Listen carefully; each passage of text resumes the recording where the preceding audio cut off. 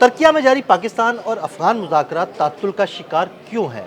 अफगान तालिबान दिल्ली के हाथों कंट्रोल क्यों हो रहे हैं?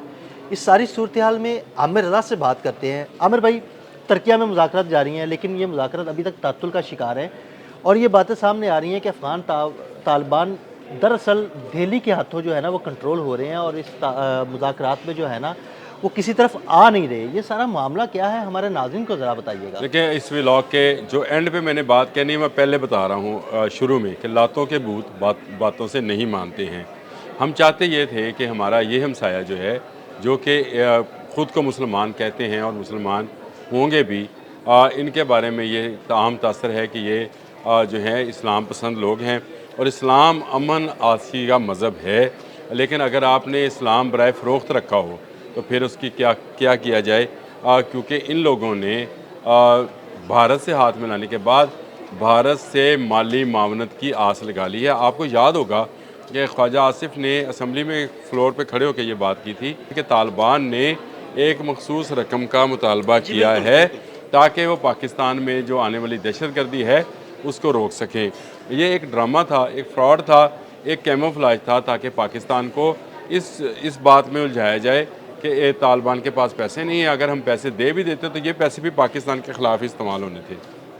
लेकिन हुआ क्या, जब आप बराए फ़रोख्त हो जाते हैं तो फिर किसी मुल्क का दुश्मन मुल्क जो है उसमें इन्वेस्टमेंट शुरू करता है, जिस तरह से भारत ने इन्वेस्टमेंट शुरू कर दी है काबुल के अंदर, और काबुल वालों को दिल्ली बुलाकर उनसे हाथ मिला लिया और ये बात कही कि हम दोनों एक हैं। वहीं पर जाकर मुल्ला मुत्तकी ने यह बात भी कह दी कि कश्मीर में जो पहलगाम ऑपरेशन है उसकी भी तहकीकात जो है होनी चाहिए। तो इसका मतलब ये है कि तालिबान पूरी तरह से भारत के हाथों बिक चुके हैं और वहाँ से ये मुज़ाकरात कंट्रोल नहीं हो रहे। जो अब तक की इतलात हैं कि मुज़ाकरात के दौरान भी वफ्द में मौजूद तमाम के तमाम अफराद बार बार किसी के साथ राब्ते में जाते हैं, हर फैसला करने से पहले किसी के साथ राब्ते में जाते हैं। अगर ये एक्सेसिबल हो और इसको अगर देखा जाए या इसको डिटेक्ट किया जाए तो ये कॉल्स आपको काबुल में नहीं मिलेंगी, दिल्ली में मिलेंगी, जहाँ से ये डायरेक्शंस ली जा रही हैं कि किस तरह से इस पूरे के पूरे अमन प्रोसेस को जो है तबाह किया जाए, किस तरह से पाकिस्तान की जो ये सरहद है, मगरबी सरहद जो है, इसको हमेशा गर्म रखा जाए ताकि भारत जो है वो सुकून के साथ बलूचिस्तान में, कश्मीर में दहशतगर्दी करता रहे, मजालम ढाता रहे। इसके लिए तालिबान इस वक्त इस्तेमाल हो रहे हैं। जो आपने बात पूछी, मुझे बताएं कौन से अमन मुज़ाकरात हैं। तालिबान और अमेरिका के मुज़ाकरात एक दिन में ख़त्म हो गए थे, बिल्कुल चंद घंटों की बात थी, कतर में बैठे थे, ख़त्म हो गए। यहाँ कतर के मुज़ाकरात 19 अक्टूबर को होते हैं और उसके बाद 25 अक्टूबर की डेट दी जाती है कि इस्तांबुल में होंगे। आज तीसरा रोज़ है, चौथा रोज़ है आज। 3 दिनों में किसी नतीजे पर नहीं पहुँचे और सबसे अदील भाई मजाक की बात तो ये लगी मुझे कि तालिबान ने कहा कि हमें ये गारंटी दी जाए कि पाकिस्तान की सरजमीन तालिबान के ख़िलाफ़ किसी दहशतगर्दी में इस्तेमाल नहीं होगी। यानी दहशतगर्द ये कह रहे हैं, दहशतगर्द खुद दहशतगर्दी की बात मतलब उल्टा चोर कोतवाल को डांटे वाला मामला है। यानी चोर भी कहे चोर चोर। जो लोग दहशतगर्दी को प्रमोट करते हैं और सर्टिफाइड दहशतगर्द हैं पूरी दुनिया के लिए, वो आज पाकिस्तान से कह रहे कि इस बात की गारंटी दें। हालांकि ये शिक जो थी ये पाकिस्तान ने रखी थी कि अगर आप हमारे साथ अमन मुज़ाकरात करना चाहते हैं तो हमें इस बात की गारंटी दी जाए और रिटर्न दी जाए, ज़ुबानी कलामी नहीं, रिटर्न दी जाए कि आप अफ़गानिस्तान में मौजूद तमाम ऐसे दहशतगर्द ग्रुप्स जो कि आपकी पुश्तपनाही में पाकिस्तान के अंदर फितनल हिंदुस्तान और फितनल ख़वारिज को फीडिंग पॉइंट्स बने हुए हैं, उनका कला कमा करेंगे, उनको ख़त्म करेंगे और उनको मज़ीद कार्रवाइयों से रोकेंगे और जो पाकिस्तान को मतलूब दहशतगर्द हैं वो इनके हवाले किए जाएंगे। ये वो मामला था जहाँ पर आकर इन्होंने टाइम मांगा, 25 की डेट दी गई और अब ये इसको मज़ीद लंबा खींच रहे हैं। 2 दिन पहले ही इन्होंने अपने 25 दहशतगर्द मज़ीद पाकिस्तान में दाखिल करने की कोशिश की और यही काम वो अब भी कर रहे हैं कि इन मुज़ाकरात को लंबा खींचा जाए ताकि कोई ऐसा रद्द अमल जो पाक फ़ौज दे सकती है इन मुज़ाकरात के नाकामी के बाद, उससे किसी हद तक बचा जा सके। असल में ये पैसा है जो कि बोल रहा है, जो कि भारतीय पैसा है जिसको ये खा चुके हैं और उसके बाद ये इन मुज़ाकरात को नाकाम बनाना चाहते आमिर हैं। भाई, ये कुछ पैसा तो खा चुके हैं, लेकिन कुछ बातें ये भी आ रही है कि तकरीबन $1 अरब भारत इनको देने की हामी भी भर चुका है। ये खबरें भी जो है ना वो जी जी बिल्कुल, गर्दिश कर रही हैं। $1 बिलियन का मामला है। और जो मैंने आपको ख्वाजा आसिफ वाली बात बताई, तो यही डिमांड इन्होंने पाकिस्तान से भी की थी। और पाकिस्तान क्योंकि इस तरह की किसी डिमांड को मानने के लिए तैयार नहीं था।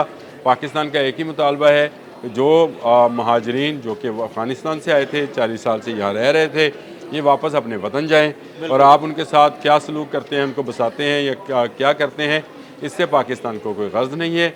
लेकिन पाकिस्तान आपको कोई ब्लैक मेलिंग का पैसा नहीं देगा।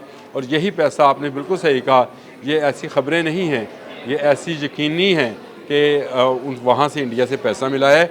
इसीलिए तो मंदिर खोलने का ऐलान काबुल में किया। बिल्कुल। इसीलिए तो वो तमाम चीज़ें जो कि पाकिस्तान के ख़िलाफ़ जाती हैं, कुन्नर पे, दरियाए कुन्नर पे डैम बनाने का आपने 2 दिन पहले ही मुझे ख़बर बताई, और जिस पर हमने वीलॉग भी किया था। तो वो डैम का पैसा कहाँ से आना है? वो सारा का सारा भारत की एक चाल है कि भारत ना सिर्फ दहशतगर्दी बल्कि आबी दहशतगर्दी का भी शिकार पाकिस्तान को बनाना चाहता है। वो तो अल्लाह का शुक्र है कि डेमोग्राफी ऐसी है, जोग्राफिकली पाकिस्तान ऐसी जगह पर मौजूद है जहाँ पर कोई इसका पानी नहीं रोक सकता है। ये भी लिख लें बात, भारत चाहे इंडस वाटर ट्रीटी को माने या ना माने, ये पाकिस्तान का पानी नहीं रोक सकता। और अफ़गानिस्तान किसी ट्रीटी के अंदर है या नहीं है, ये दरियाए कुन्नर पर डैम बना कर नहीं रोक सकता, क्योंकि ये दरियाए कुन्नर जो है ये दरियाए चतराल है, और वहाँ से हम इसका रुख मोड़ भी सकते हैं, और हमने ये टेक्नोलॉजी हासिल भी कर रखी है। लेकिन मसला ये है कि हम चाहते हैं कि ये एक इस्लामी कंट्री है, इसका तशख़्ख़ुस इस्लामी है, इसी में ये कायम रहे। लेकिन ये शायद अमन नहीं चाहते हैं, ये चाहते हैं कि इनको डंडे के ज़ोर पे समझाया जाए। और ये बात मैं भी अब तस्लीम कर चुका हूँ कि ये मुज़ाकरात की टेबल पर कोई चीज़ को नहीं मानेंगे, लातों के भूत बातों से नहीं यानी मानेंगे। अगर ये मुज़ाकरात की टेबल पे नहीं मानते, उसके बाद हमारा रद्द-ए-अमल क्या होगा? तो हमारा रद्द-ए-अमल वही होगा जो हमने पिछले दिनों दिखाया है। हमने इनको इनके अंदर घुसकर मारा है, और उन दहशतगर्दी के ट्रेनिंग सेंटर्स में मारा है। और वो चाहे किसी का भी, गुल बहादुर का ट्रेनिंग सेंटर था या किसी टीटीपी का ट्रेनिंग सेंटर था, वहाँ पे हमने मारा है। हम काबल और कंधार में भी मौजूद तमाम ट्रेनिंग सेंटर से उड़ाएंगे। मैं ये पहले कह चुका हूँ कि ये लातों के भूत हैं, ये बातों से मानेंगे नहीं। तो ये जब तक इनको मार नहीं पड़ेगी, ये सीधे नहीं होंगे। ये इसी तरह से पैसों की खातर पूरी दुनिया में बदअमनी और दहशतगर्दी फैलाते रहेंगे। बहुत शुक्रिया अनवर जी। बिल्कुल, पैसों की खातिर बिकने वाले अफ़गान तालिबान लातों के भूत हैं जो बातों से नहीं मानते, और इनको अगर मुज़ाकरात कामयाब नहीं होते तो पाकिस्तान के हाथों मज़ीद मार पड़ेगी। अदील अहमद और आमिर रज़ा को इजाज़त दीजिएगा। अल्लाह हाफ़िज़। कुछ पैसा तो खा चुके हैं, लेकिन कुछ बातें ये भी आ रही है कि तकरीबन $1 अरब भारत इनको देने की हामी भी भर चुका है। ये खबरें भी जो है ना वो जी जी बिल्कुल, गर्दिश कर रही हैं।